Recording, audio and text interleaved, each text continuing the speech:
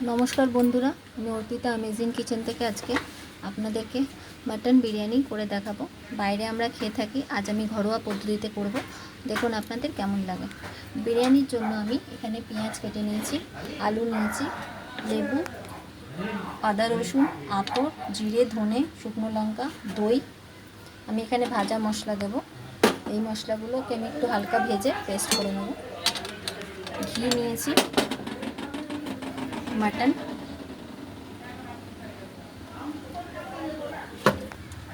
ডিম নিয়েছি, ডিমগুলোকে আমি সেদ্ধ করে নেব। কড়াই আমি নিয়েছি, কড়াইতে তেল গরম করছি। আগে আমি পেঁয়াজগুলোকে খুব লাল করে ভেজে তুলে নেব, তারপরে এগুলোকে ওপর থেকে দেবো। তারপরে আমি আলুগুলো ভেজে নেব। পেঁয়াজগুলো একটু ভেজে নিই প্রথমে।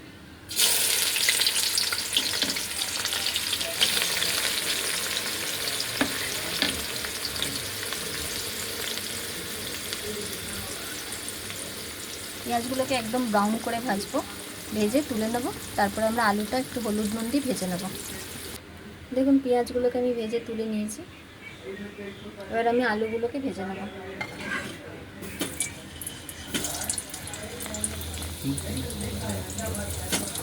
আলুগুলোকে অল্প হলুদ নুন দিয়ে ভেজে নেব, অল্প লেবু দিয়ে দেবো।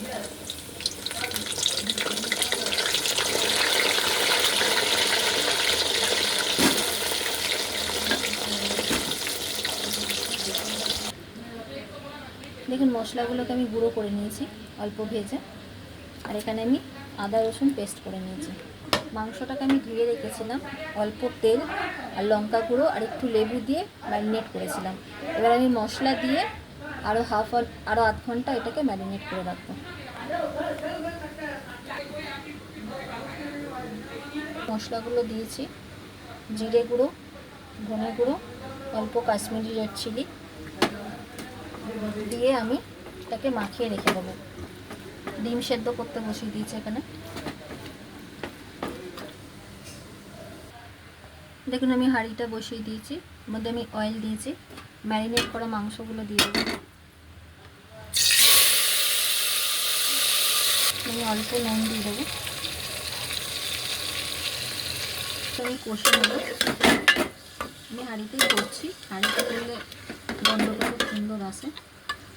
আমি আস্তে আস্তে মাংসগুলোকে কষে নেব।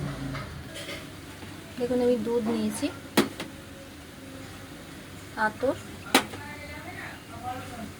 অল্প কালার দেব,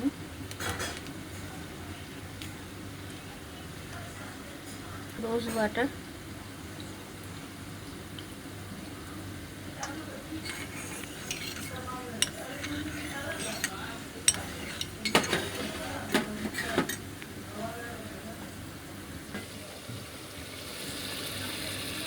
দেখুন আমাদের মাটন ফ্রাই কষা হয়ে গেছে। এবার আমরা দই দেব।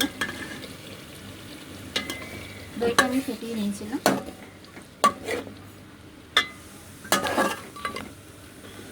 আলুগুলো দিয়ে দেবো। ডিমটা আমি হলুদ নুন দিয়ে ভেজে নিয়েছিলাম, তাই আমি পুদিনা পাতা নিয়েছি।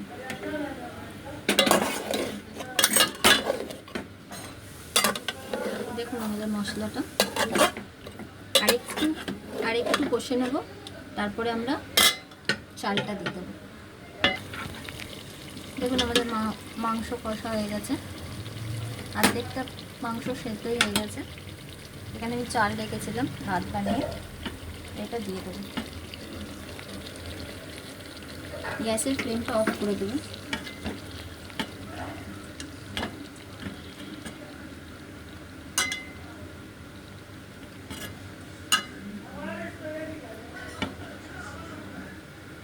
চালটা দিয়ে দিয়েছি, ভাজা মশলাগুলো দিয়ে দেবো।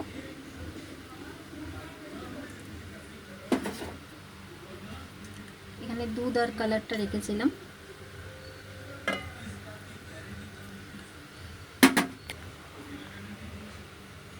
আতর,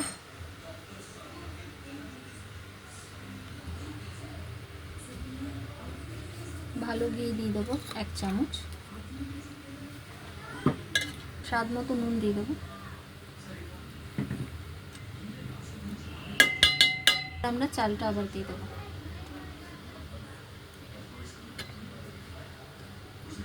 চালটা আমি অল্প তেজপাতা আর গোলমরিচ দিয়ে সেদ্ধ করে রেখেছিলাম।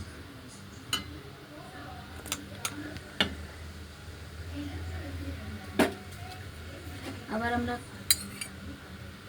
দুধটার কালারটা দিয়ে দেবো। ভাজা মশলাটা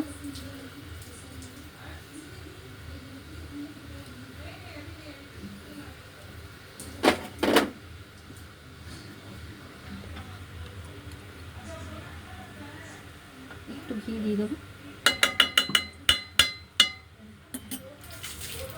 পুদিনা পাতাটা রেখেছিলাম আমি ওপর থেকে দিয়ে দেবো।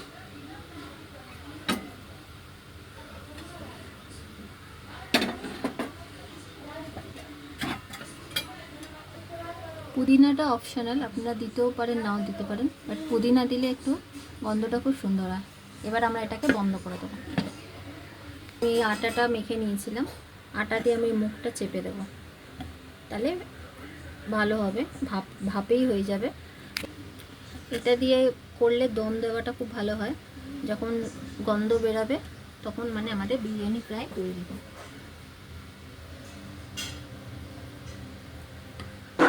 দেখুন মুখটাকে আমি এইভাবে চেপে দিয়েছি, যখন হয়ে যাবে একটু আমি এখানে আটা দিইনি, এখান থেকে এয়ারটা বেরাবে, মানে আমাদের দম তৈরি হয়ে গেছে।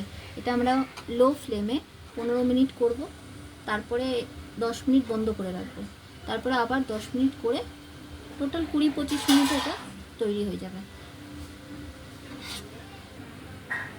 দেখুন আমাদের বিরিয়ানি তৈরি হয়ে গেছে। এখানে আমি আটাটা যে লাগিয়েছিলাম এটা আমি আস্তে আস্তে করে খুলে দিয়েছি, 10 মিনিট আমি রেখে দিয়েছি। আমি আপনাদের দেখাবো কি হয়েছে। এই